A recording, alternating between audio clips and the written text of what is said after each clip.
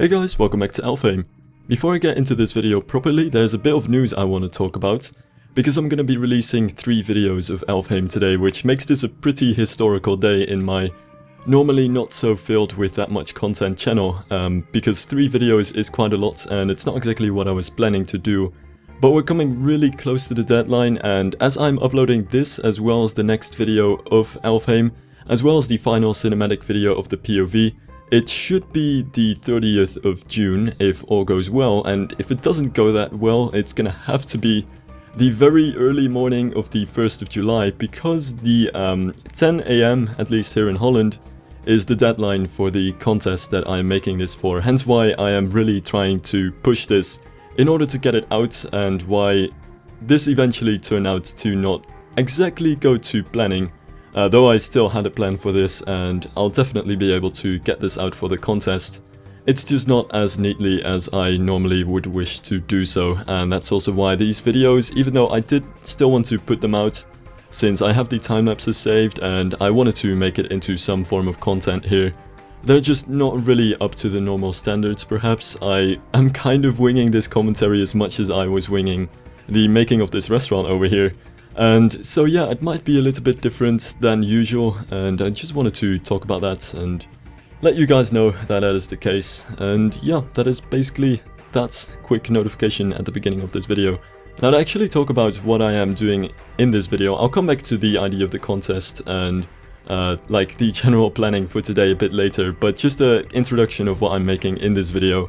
I wanted to have one last building in this town, which is going to be a pretty large building. It's actually gonna bring the town into the theme park setting a little bit more by just giving it at least a bit of a purpose in existence here, by adding a restaurant in here, which people can actually not go to because it's not going to be a functional restaurant, but at least it's going to keep the idea of this being an actual functional theme park a little bit alive, brings the town a little bit more into the forefront of the path in front of it. And it's also a really good way to get that sort of lowest building, because like I've said before, I wanted these buildings to kind of sit on top of the hill, but also kind of rise as they come closer to the castle to get that sort of build up of buildings toward the highest point, like the main weenie of this landscape in. And this is going to be the lowest building of this area, and so I wanted to connect it a bit more to the path and to the landscape around it, to not make the town seem too disconnected from the rest of the landscape. And a restaurant just seemed like a really fun, a good way to get that going, and also a great way to get some new ideas for design, and also ways to get tables and chairs in and things like that, which will also play quite a role in the second part of this video. Like I'll get back to messing with benches and lights, that kind of idea, get into path elements and decorating paths a bit more, which is also pretty interesting.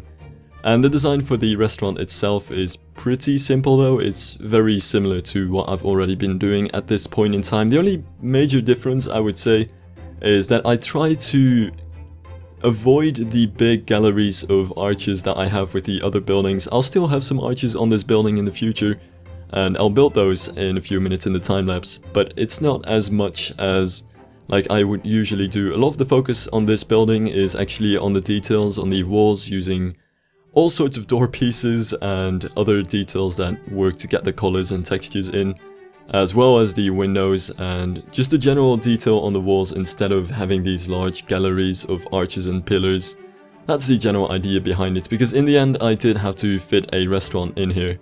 And just by having those arches in a building, you get a really open building, but you also lose a lot of like indoor space that I wanted to keep in this building, since obviously it's going to be a restaurant. Or at least it's going to be a make-believe restaurant. That's the idea generally. And now just to add a bit more of that arch action that I had in the other buildings, I did want to add a couple of arches on the outside, so here goes that. But at the moment it also looks like a pretty simple building in terms of shape, much like the other buildings, just with a simple gable roof, some details, and a very rectangular shape. And I did want to do something about it. I wasn't entirely sure how I wanted to tackle this. I didn't have any exact plan, it was more or less just trial and error and see what would kind of work.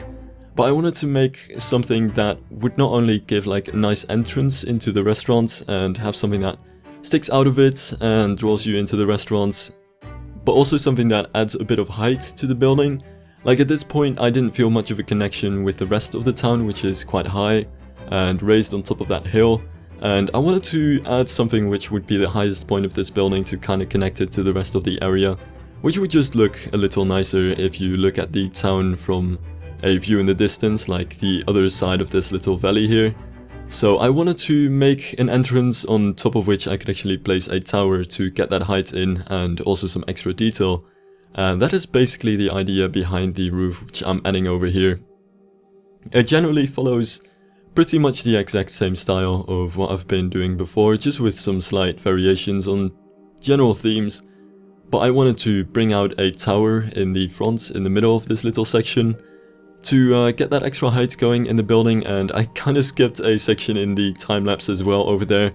I think it was actually a section with a lot of trial and error and messing with different things to try and get the shape of the tower that I wanted.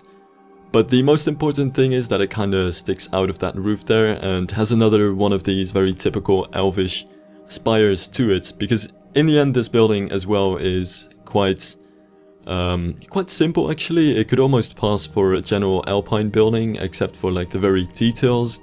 And I wanted another accent to bring out the elvish element and theming without making it too outlandish and making it too ridiculously elven themed. So I really figured a very good way to get the elven theme in here would also be to add another spire with the more elven-like touches to it. And that's basically that idea.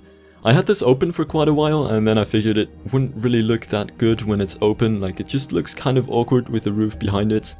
So I did in the end figure that I wanted to put some walls on the tower and make it a closed tower instead. But also with just the spire it kind of looked very empty and it didn't really look the way I exactly wanted it to. So I decided to add some dormers on all four sides of the tower to make it a little bit more similar to the elven towers that I already have, just with a general different look to the spire. Actually, one of the reasons why I like spires so much is that they draw a lot of attention to like one part of the building. So even if the building, like the rest of the building looks quite similar to what you already have, the spire like brings out a lot of the general idea of what a building looks like and the general shape. And there's a lot of variations that you can make with spires. So it's just a really nice way to add a unique kind of touch to each building, even if the buildings for the rest of it are pretty similar to other buildings in a certain, well, section of the park or a certain theme that you have. And especially with fantasy themes like this, but it also kind of counts for like castle towers or churches. There's a lot of different variations that you can go for. Anyway, I also wanted to add a bit more foliage in here. One of the reasons that I also like the elven theme, I guess, is that it gives a lot of freedom to kind of mess with fantasy ideas that you don't really see that much in real life. So I wanted to get a lot of foliage into these buildings to, well, get rid a bit of all that whiteness that you can't really get rid of, but at least mask it a bit by adding extra color into the building. So I figured it would be nice to add a quick blunter to that part, especially since for all the hanging baskets that I have at this point, I didn't really have many like flower boxes. And it was really nice to add that. I have no idea what's up with the path over here though. For some reason the path didn't want to connect to anything. So even if I wanted to, I actually couldn't have added any kind of restaurant to this that was actually functional, because this path is for some reason completely glitched out. And that is really weird. Never had that before actually, and never had it after this. It's just sort of like a one-time weird glitch thing. Might actually have to do with the terraforming underneath it. Anyway, moving on, I wanted to add some extra tables and chairs to this restaurant and try some new, very quick designs. Though a very quick design quickly turned into a very large spree of going through all the different pieces in the game to try and see what could actually work for the tables and chairs, and ended up just going with the very simple idea that I started off with in the end.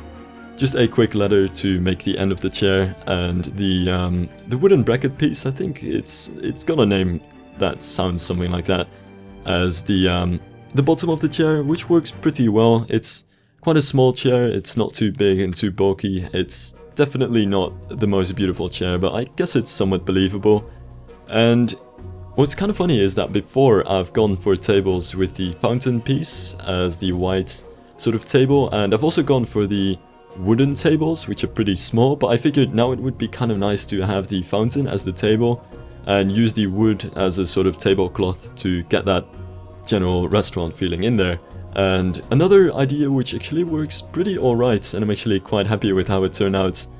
Though it's not exactly perfect for the elven theme, I think it could actually work out pretty well for more tropical themes, is a wooden parasol on top of the tables to block out the sun, I guess, which is not going to be really necessary, but it just gives more of a restaurant feeling to it. Just makes the general restaurant look a bit cozier, I think. So I wanted to add those as well.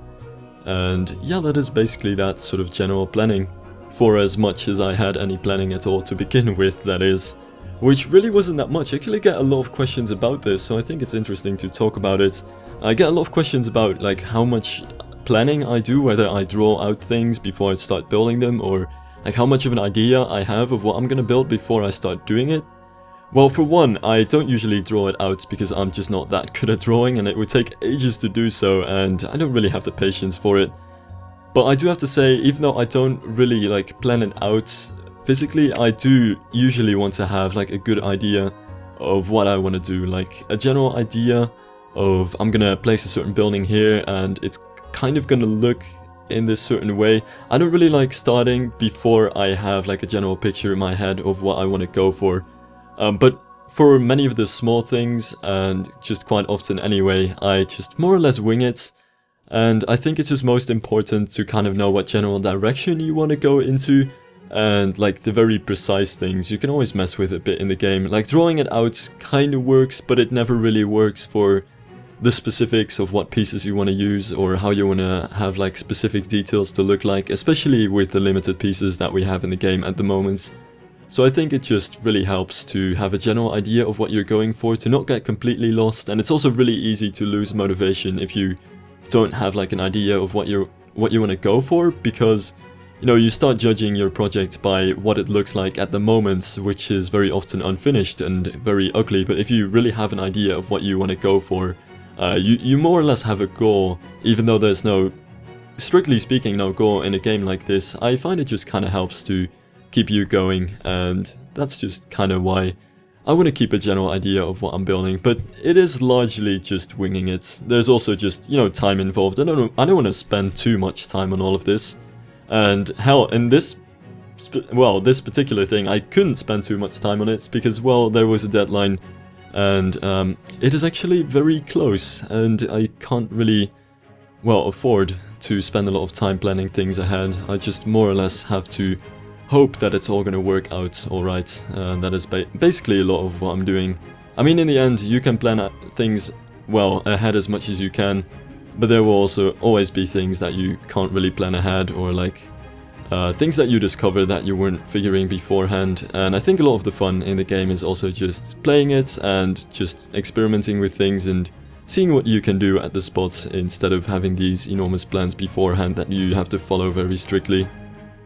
Now moving on to the last part of this video, there were some small path elements that I wanted to add around here, and most of it is just built out of these planks, which is kind of a new thing actually for my lights. I've never done that before, but they work really well for it, especially since they're so small. You can get more into detail and like more unique ideas of what you want your lights to look like, but the base is just very simple, a straight post with two lanterns on top of it, and this is gonna be the sort of fancy lantern that I want to have around the park, but I also do want to change the style up quite a bit. I think when it comes to lights and fences, people are very, like, it's very easy to make one and use that throughout the park. But when it comes to things like this, I just think it's best when you switch them up between different areas or even on one path, just to make everything look a bit more interesting and less predictable. So I wanted to have at least 2 different light designs that I could switch through in this park, and just about 3 different fence designs. There's this wooden fence which was a nightmare to build, never again. Well, maybe once again, but I'm not really sure if I really want to do that. And there's gonna be some other fence things that I'll get into in the next video. And of course some planters. I wanted to get some planters in as well. And same kind of counts over here. I wanted to get some planters in with different flowers here and there. And that's generally how this area worked out. It's a pretty simple area, it doesn't really rely on a lot of scenery to look good. It's just all about the path interaction with the coaster and the coaster layout itself, so I was quite happy just decorating it with a bit of simple path elements like lights and benches and fences, and have some simple foliage around that, and pretty much leave it at that. Felt pretty safe just going about it that way in this case. Now coming back to the final thing that I wanted to talk about very quickly, since the time-lapse is almost ending. I forgot to mention that this video and the last video are going to kind of connect, since they were recorded after each other, but there was still quite a bit of things done after that period of time. So while these are the last videos of time-lapses of this park, the rest will be finished outside of videos, and you'll really see the final results in the final video, and that is basically it. So I hope to see you guys in the next video, where I'll more or less continue this part of the park and this commentary as well. So thank you guys for watching.